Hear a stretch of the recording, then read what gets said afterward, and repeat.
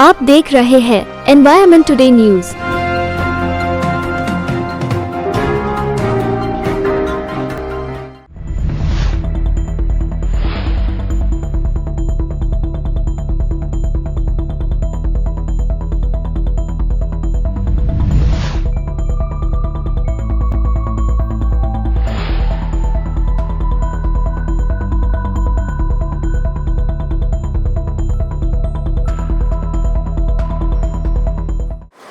सर्व पत्रकार बंधू भगिनींचे स्वागत आहे। आणि आज एक महत्त्वपूर्ण विषय गोंडवाना गणतंत्र पार्टी, आदिवासी माना जमात, आदिवासी गोंडवारी समाज आणि वंचित बहुजन आघाडी नागपूर जिल्हा आणि नागपूर शहर या पत्रकार परिषदेत उपस्थित असलेल्यांचे मी परिचय करून देतो।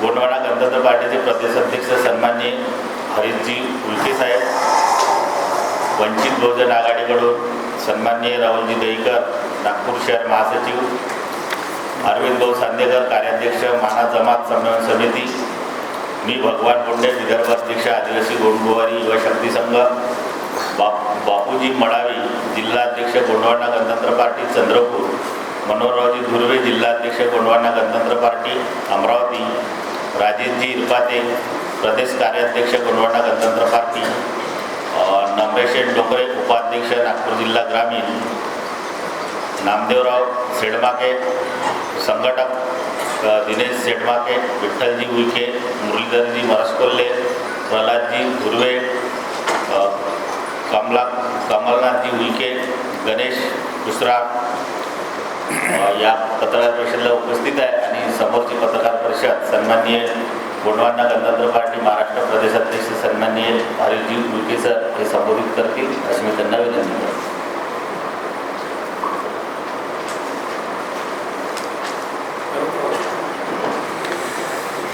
सर्वप्रथम सर्व पत्रकार बंधूंना जय सेवा जय भीम नमस्कार। आज गोंडवाना गणतंत्र पार्टीच्या अनुषंगाने वंचित बहुजन आघाडी व इतर आणि भारत आदिवासी पार्टी व इतर आदिवासी संघटनांना घेऊन येत्या 24च्या विधानसभेच्या ज्या निवडणुका आहेत त्या निवडणुकामध्ये आम्ही सर्व वंचित शोषित आतापर्यंत सत्तेतून वंचित राहिलेले गट, समविचारी संघटना, समविचारी पक्षाला घेऊन आम्ही SC ST OBC अदर मायनॉरिटीच्या माध्यमाने या विधानसभेच्या निवडणुका लढवणार आहोत। याचे कारण असं की आतापर्यंत स्वातंत्र्याचे 78 वर्ष होऊन सुद्धा वास्तविकरित्या आणि संविधानिक या शोषित पीडित जे घटक आहेत या घटकांचा अजूनपर्यंत संविधानिक जे अधिकार आहेत, जे राईट्स आहेत, मूलभूत जे अधिकार आहेत ते अजूनपर्यंत मिळाले नाही।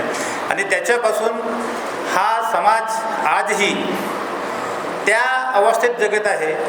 त्या अवस्थेतून निघण्याकरिता बाबासाहेब आंबेडकरांना संविधान दिलं, लोकशाही लागू केली, परंतु सत्तेत जाणारे जे प्रतिनिधी आहेत त्यांनी या शोषित पीडित बहुजन वंचिताचे प्रश्न सोडवण्याकरिता असक्षम झाले। त्यांनी फक्त सत्तेचीच गुलामगिरी केली आणि पक्षाची गुलामगिरी केली।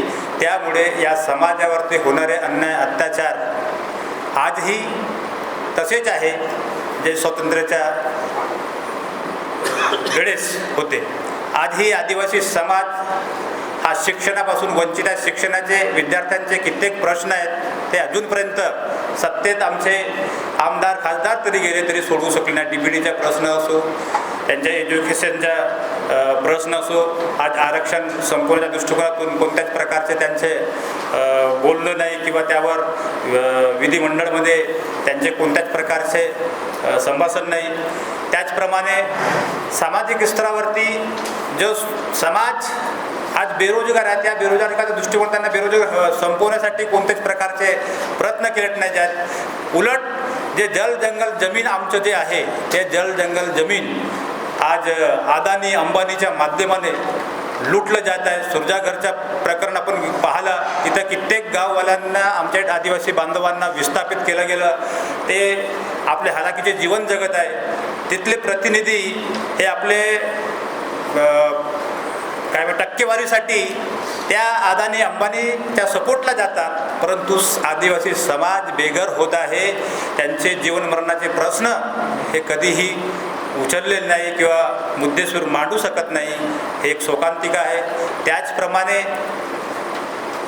जे आर्थिक स्तरावरती आज आरक्षणाच्या माध्यमाने विविध योजना, ट्रायबल डिपार्टमेंटच्या माध्यमाने आदिवासी समाजाचा विकास व्हावा, निकट बजेटची योजना असो किंवा मोठे योजना जे आहेत त्या शासकीय योजना मुख्य जे लाभार्थी आहेत त्याच्यापर्यंत पोहोचून नाही राहिले आहेत. त्याच्यामध्ये त्यांचे जे चमचेगिरी करणारे लोक आहेत, असे सदन लोक आहेत किंवा त्या मार्गाने दुसऱ्याला त्याचा फायदा पोहोचत आहे, परंतु मूळच्या ज्या व्यक्तीला, ज्या लाभार्थीला त्याची गरज आहे अशा व्यक्तीला त्याचा लाभ मिळून नाही राहिला आहे.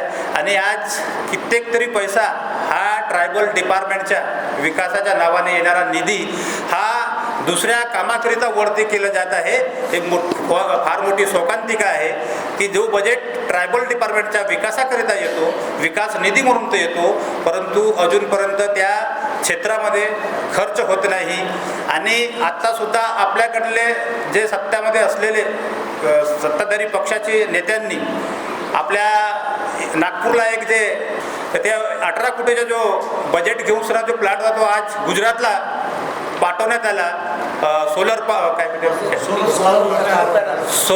प्लॅन्ट. इथल्या स्थानिक नेते जे इथले देवेंद्र फडणवीस या महाराष्ट्राचे म्हणजे नागपूर जिल्ह्याचे प्रतिनिधित्व करत आहे, ते उपमुख्यमंत्री आहेत, ते सुद्धा त्या सोलर प्लॅन्टच्या जो प्रोग्राम म्हणजे या कंपनी आहे तो जो इथं रोजगार मिळाला असता या क्षेत्रातील आपल्या बेरोजगार लोकांना, ते सुद्धा वाचवू शकले नाही. असे कित्येक उदाहरणं आहेत. त्याचप्रकारे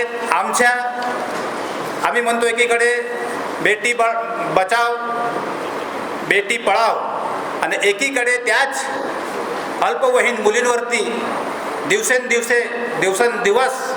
त्या शाळा, त्यांच्या मोठ्या शाळा, त्यांच्याच शाळेच्या माध्यमाने आमच्या नाबालिग मुलींवरती बलात्कारासारखे केसेस होत आहे. आम्ही लोक मोमबत्ती जाळतो आणि त्यांना सांत्वना देतो आणि कुठंतरी आंदोलन मोर्चे काढतो, परंतु आमचे जे आज 25 आमदार आहेत ते सुद्धा त्या समाजाच्या प्रश्नांकरिता, त्या विद्यार्थ्यांच्या प्रश्नांकरिता ते स्वतःही त्या आंदोलनामध्ये सामील होत नाही आणि विधानसभेमध्ये सुद्धा बोलत नाही. असे गंभीर प्रश्न आहेत. त्याचप्रमाणे महिलांना आज कोणत्याच प्रकारे रोज नाही, फक्त लॉलीपॉप दिलं जात आहे.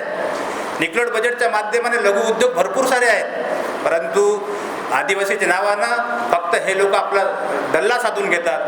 आणि काय आता आदिवासी विकास मंत्र्यावर त्या निकलोट बजेटचा कितीतरी पैसा म्हणजे 1.5 करोड पैसा गहाळ केल्याचा आरोप लागलेला आहे. त्यावर सुद्धा त्यांचे जनप्रतिनिधी कोणी बोलत नाही. त्याचप्रमाणे जर निकलोट बजेटच्या पैशाने या महिलांना स्वयंरोजगार उपलब्ध करून दिलं असतं तर आज त्यांची हलाखीचे जे जीवन जगत आहे ते आदिवासी कुठंतरी चांगले जीवन जगले असते, परंतु त्यांना एक लालीपाप दिलं जाते. आणि लालीपाप कोणतं तर लाडकी बहीण योजना. अरे लाडकी बहीण योजना त्यांच्या काय संगोपन होणार का? वर्षभर ते काय पुरणार आहे का? आणि निवडणुकीच्या संदर्भात लॉलीपॉप देत आहे, तुम्हाला आम्हालाही समजते. तर अशा प्रकारचे योजना देतात म्हणजे शासन एकीकडे भीक वाटण्याचा प्रयत्न करत आहे, भीक देण्याचाच प्रयत्न करत आहे.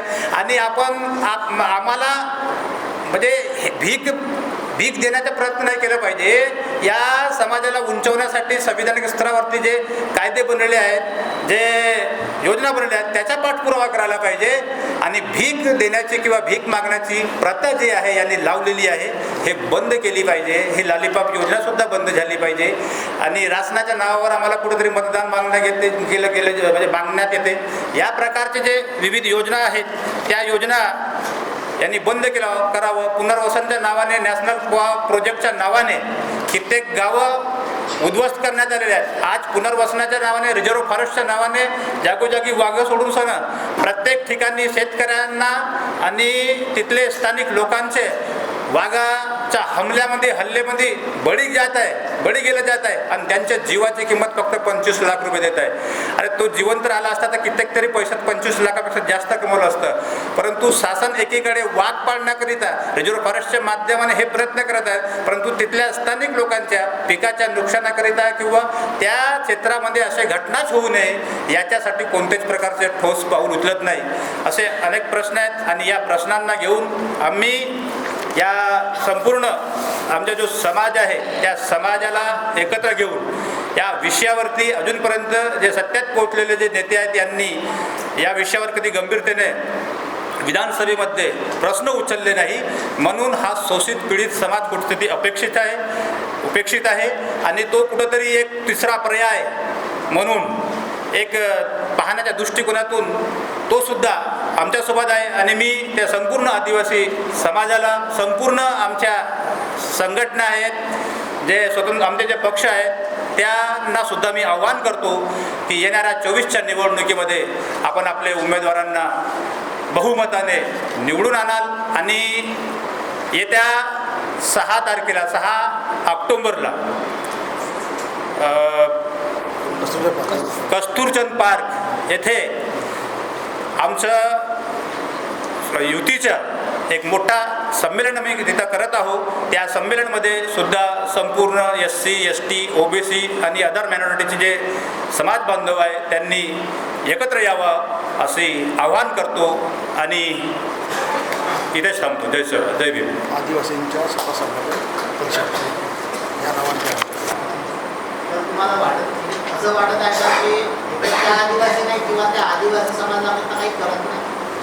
नाही, ते आदिवासी समाजाचे आहे त्यांच्या प्रती आम्हाला सहानुभूती आहे, परंतु ज्या दबावाखाली ते राष्ट्रपती आहेत ते कोणत्याच प्रकारचे निर्णय घेत नाही.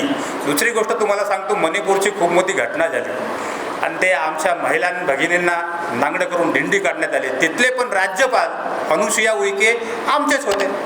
त्यांनी सुद्धा त्या प्रश्नांवर पाहिजे त्याप्रमाणे इच्छा होती, परंतु ज्या सत्तेच्या दावणीला ते बांधलेले आहेत त्यांच्या जो हिंदुत्वाचा किंवा मनुवादीचा जो प्रगडा आहे त्यांच्यावरती, त्याच्यामुळे ते बोलू शकत नाही. कठपुतली मुंसना आमच्या नावाच्या कठपुतली आहे तुम्ही मान्य करा? हा, मान्य करतो.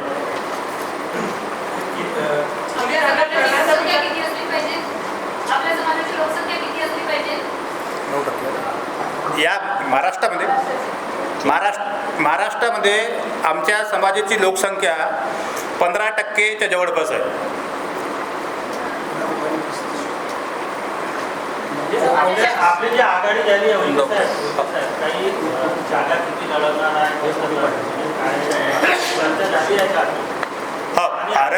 पक्ष येणार आहे, आरक्षित जे जागा आहे ते आम्ही लढवणारच, परंतु इतर ज्याच्यामध्ये जनरल जे जागा आहे त्याच्यामध्ये आम्हाला लढता येत नाही. तर याच्यामध्ये SC, ST, OBC जे चांगले कार्यकर्ते आहेत ते सामाजिक आंदोलनावर मिशनला चालवतात असे सुद्धा कार्यकर्त्यांना, उमेदवारांना आम्ही संधी देणार आहोत.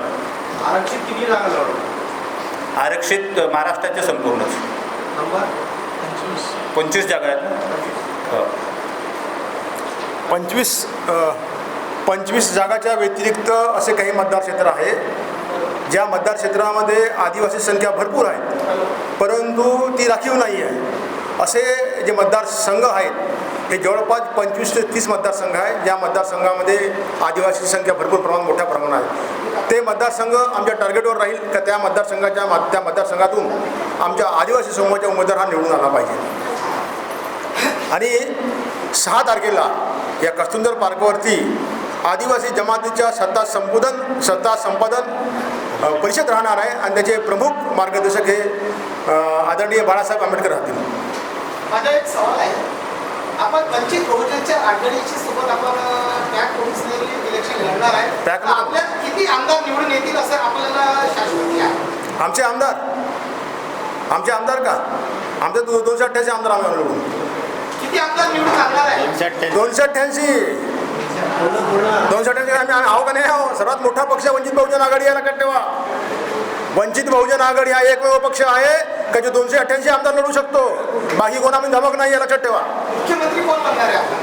आम्ही ठरवू ना, नंतर ठरवू ना.